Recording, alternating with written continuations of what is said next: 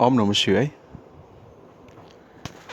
आज ज्ञानगंज की यात्रा आगे चलाते हैं।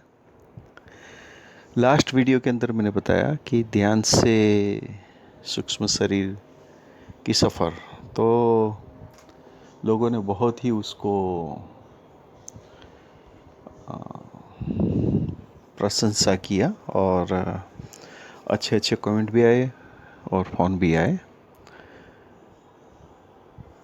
तो चलिए आगे शुरू करते हैं सफ़र।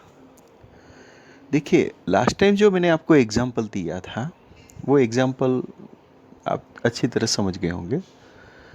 आज मैं और एक एग्ज़ाम्पल दूंगा जो उसके बिल्कुल विपरीत है। जो लास्ट वीडियो था उसके बिल्कुल विपरीत वाला एक एग्ज़ाम्पल है। ये भी ट्रू स्टोरी है।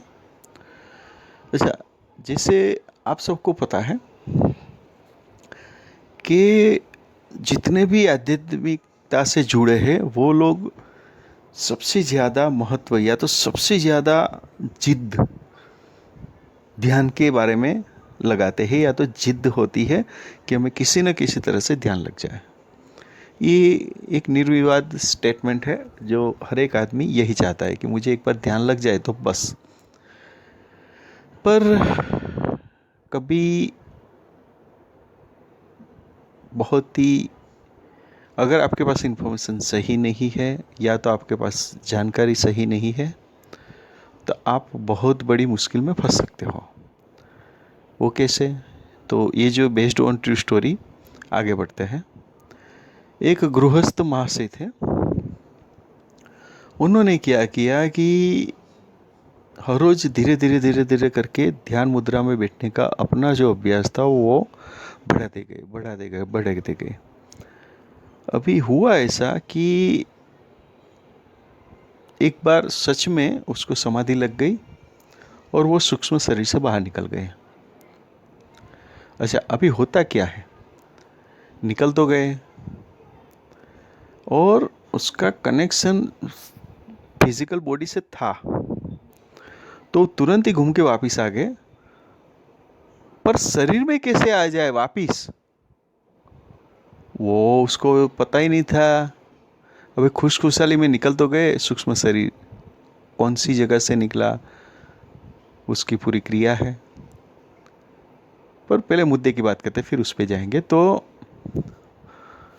अभी निकल तो लिए ये महाशय ने, और फिर घूम के वापिस आए तो अभी शरीर में घुसा न जाए। वो जो सूक्ष्म शरीर था वो वापिस सूक्ष्म शरीर ये फिजिकल बॉडी में आने का रास्ता ढूंढ रहा है, पर उसको आ नहीं रहा है। और जब आपको पता होगा कि जब आदमी एक बार बौखला जाता है या घबरा जाता है या हड़बड़ाहट होती है, तो बाद में वो फिर एक के बाद एक गलती करता रहता है। तो उन्होंने बहुत ही कोशिश की वापिस शरीर में आने की, पर वो सक्सेस नहीं रहा। और फिर वही जो स्टोरी है, उसकी क्रिया हुई, उसको जला दिया गया। और फिर आदमी संतुष्ट था, तो किसी के सपने में आया नहीं, पर वो घूमता घूमता फिर वो सूक्ष्म शरीर से आगे उसका रहा। ठीक है, तो यहाँ पे कहने का तात्पर्य क्या था कि ध्यान लगाना, ध्यान में जाना और फिर उसके बाद सूक्ष्म शरीर का बाहर निकल जाना और फिर वापस आ जाना, इसके बारे में एक खास प्रकार का उसका भी लर्निंग है। वो कोई नहीं किसी को सिखाता है, बस गुरुजी से भी मिलते हैं तो गुरुजी भी बोलते हैं वो सतत अभ्यास से आ जाता है। तो होता क्या है, मैं ये आपको समझाने की कोशिश करता हूँ कि ज़्यादा ध्यान ध्यान ध्यान ध्यान जो आप करते हो उसमें ये जो सब बेसिक है, उसके बारे में कभी सोचा है? यहाँ पे जो लोग हैं वो ये कोशिश करेंगे बात को समझने की कि वो अपने आप आता है, भूल जाओ भूल जाओ, ये जो सब फिलोसॉफी अपनी जेब में रखो। माफ़ करना अगर थोड़ा ज़्यादा कटु शब्द आ जाए तो, ये सब फिलोसॉफी अपनी जेब में रखिए, क्योंकि बहुत सारे नहीं, आप देख लो आपके पास ढेर सारे पड़े होंगे एग्जाम्पल्स।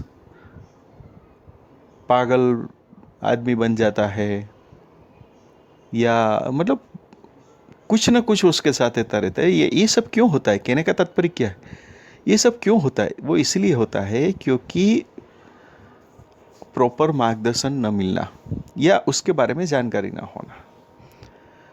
सिर्फ जानकारी से भी काम नहीं चलता है, उसकी क्रिया क्या है, उसके पीछे का महत्व क्या है, ये सब जानना पड़ेगा। वो जाने बिना हम लोग क्या करते हैं, एक अलौकिक बात को, क्योंकि एक अपनी एक संस्कृति रही है तो उसमें अलौकिकता बहुत होने की वजह से हम लोग उसके पीछे आकर्षित होते, वो मैं मानता हूँ। पर उसके साथ साथ ये सब फैक्टर्स भी आप ध्यान में रखिए। कोई लोग ऐसा स्टेटमेंट देंगे कि हाँ हमारा गुरुजी है ना, वो वापिस ला देगा। अरे गुरुदेव, आपके जो गुरुजी है वो कभी समाधि में गए हैं सूक्ष्म शरीर से? पहले वो तो वेरीफाई करो। यानी हम जो कुछ भी है दूसरे के भरोसे ही काम करते। अरे हमारे ये है ना, मैं किसी का क्रिटिसाइज नहीं कर रहा हूँ। मेरे कहने का तात्पर्य आप समझे, मेरे कहने का मर्म समझिए कि जब आप समाधि में बैठे हैं तब गुरु कहाँ पे बैठे हैं उसको आपको पता नहीं होगा। और दूसरी बात कि गुरु जी को ये पता है सूक्ष्म शरीर बाहर निकालना कैसे है, बाहर निकालने के बाद अंदर लाना कैसे है, या तो समय का जो व्याप है उसको कैसे काउंटिंग करेंगे, क्या क्या ध्यान रखनी है, क्या क्या सावधानी रखनी है। बस किसी को भी देखो एक बात, ये शरीर जो है वो पापी है, ये जो शरीर है वो किसी काम का नहीं। अरे भाई, ये जो शरीर है उसके पीछे तो देवता, दानव, यक्ष, गंधर्व, ये सब पागल पड़े हैं, पागल, ये शरीर को पाने के लिए। और जिसको देखो मोह माया छोड़ दो, मोह माया छोड़ दो। मैं किसी की क्रिटिसाइज नहीं कर रहा हूँ, आप बात को समझने की कोशिश करिए। ये जो स्थूल शरीर हमें और आपको मिला है उसका इम्पोर्टेंस जानने की कोशिश करिए, और उसके माध्यम से आप चाहे वो कर लो। मैं ये कहना चाहता हूँ, मेरा कहने का तात्पर्य ये था, न कि किसी का क्रिटिसाइज करने का।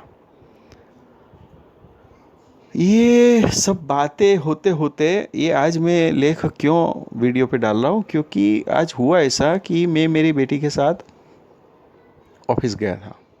ऑफिस में जाने के बाद जब रिटर्न हुआ तो बारिश हो रही थी, और मेरी बच्ची को पता है, हालांकि वो स्टडी करती है कॉलेज में, पर उसको पता है कि पापा को बारिश में भीगने का बहुत शौक है, यानी मुझे। तो मैं ये कहना चाहता हूँ यहाँ पे, बहुत ज़्यादा लंबी स्टोरी न खींचते हुए, कि ध्यान बान की तो बात छोड़िए, मैं आपको ये कहना चाहता हूँ कि हमारे पूरे साल के अंदर 3 मुख्य ऋतु है, ठीक है, ठंड, गर्म और बर्फ, बारिश, ठीक है। कभी भी आपने पेट भर के इस कोई भी मौसम को एंजॉय किया है? मन मतलब भर जाए इतना, जैसे अभी बारिश का मौसम, कभी भी आपने अपने आप को सब जिम्मेदारी, वो देखिए जिम्मेदारी सांसारिक मनुष्य है तो रहने वाली ही है, नहीं छूटने वाली। और मैं कहता हूँ कि क्यों छोड़ो, मत छोड़ो यार, पर उसके साथ ये काम करो। जैसे आप 2-3 काम करते हो, एक जवाबदारी और आ गई तो क्या आप निभाते नहीं हो? निभाते हो ना। वैसे ही ये एक जवाबदारी के रूप में, ये जो हमारा जो आध्यात्मिकता का जो है, जिसको हम बोलते हैं हमारा कुछ भी मतलब शौक है, या वो एक गहन विषय रखा है आपने, चिंतन विषय रखा है, जो भी रखा है, उसको भी एक जवाबदारी के तौर पे लेके एक जवाबदार व्यक्ति बने, उसके बारे में अच्छा नॉलेज ले, और फिर ज्ञानगंज की जो यात्रा है उसके बारे में कैसे आगे बढ़ना है वो सोचे। ये सब बात मैं धीरे धीरे खोलता रहूँगा, एग्जाम्पल के साथ बताता रहूँगा। तो यहाँ पे फिर एक सवाल, क्योंकि लास्ट टाइम कमेंट में मुझे बहुत अच्छा लगा, लोगों के फ़ोन भी आए, उसमें भी अच्छा लगा। लोगों को जो मैंने सवाल पूछा था उन्होंने उनके जवाब देने की कोशिश की, उसके बारे में फिर अलग से बात करेंगे। पर आज का जो है मेरा सवाल वो है, ये रहेगा कि आप जानते हो कि अगर आप निकल गए सूक्ष्म शरीर से तो वापस कैसे आया जाता है? दूसरी बात, आप इसका जवाब अगर देते हो कि मेरे गुरु सक्षम है, चेक करो। मैं बोलता हूँ चेक करने का हक आपको भी है, चाहे आप उसके शिष्य हो, ठीक है। आंख बंद करके भरोसा मत करो। फिर से मैं बोलता हूँ, क्रिटिसाइज में नहीं कर रहा हूँ, आप सिर्फ उसको देखो। अगर आपको लगता है कि गुरुजी भी इतने पहुँचे हुए, मैं जानता हूँ बहुत सारे हैं जो पहुँचे हुए, पर आप एक बार उसको बोले, हाँ, हाँ, हाँ, आपको भी उसको टेस्ट करने का हक है, ठीक है। अगर आप वो घिसी पिटी बात में मानते हो कि नहीं वो हम गुरुजी से कैसे करें, गुरु जो बोले वो सत्य, तो फिर आपकी मर्जी है भाई, ठीक है। आप समझो, बात को समझने की कोशिश करिए, जिम्मेदार व्यक्ति बने। एक सांसारिक व्यक्ति हो तो आप सांसारिक व्यक्ति में ये सब बातें बहुत अच्छी है, ज़रूरी है, जाननी ज़रूरी है, ये सब जानिए। तो मेरा आज का सवाल ये है कि शरीर में आप सूक्ष्म शरीर से आप कहीं चले गए तो आप सूक्ष्म शरीर में से स्थूल शरीर में वापस कैसे आओगे? अगर आप जानते हो तो कमेंट करो, या आप गए हो वापस आए हो तो कमेंट करो, ठीक है। अगर आप बोलते हो कि आपके गुरु सक्षम हैं तो उसका कोई एक एग्जाम्पल्स अगर किया है तो आप कमेंट करो, नहीं किया है तो आपको मैं बोलता हूँ कि आप ज़रूर से उसमें पूछिए उसको। अगर वो बताते हैं हाँ ऐसे ऐसे होता है तो कि नहीं, करके दिखाओ, करके दिखाओ। मैं आपके गुरु या मेरे गुरु के ऊपर संशय नहीं कर रहा हूँ, विश्वास है वो नहीं तोड़ रहा हूँ, पर जो क्रिया आपको बताई जाती है उसके बारे में उसका अपना क्या अनुभव है, उसका अपना क्या स्टेज है, वो जानने का आपको ज़रूर अधिकार है। उसमें कोई बड़ा नहीं है, छोटा नहीं है। जब मैं अच्छे अच्छे ज्ञानियों से मिलता हूँ, बड़े बड़े ज्ञानियों से, साधु संत से मिलता हूँ, तो मेरी पहली शर्त रहती है कि कभी भी जब हम बात करेंगे धर्म के बारे में, संस्कृति के बारे में, या कोई भी गूढ़ रहस्य के बारे में, तो आप बड़े नहीं है, मैं छोटा नहीं हूँ। ये पहली शर्त मंजूर है तो ही आगे डिस्कशन करता हूँ, नहीं तो नहीं करता हूँ।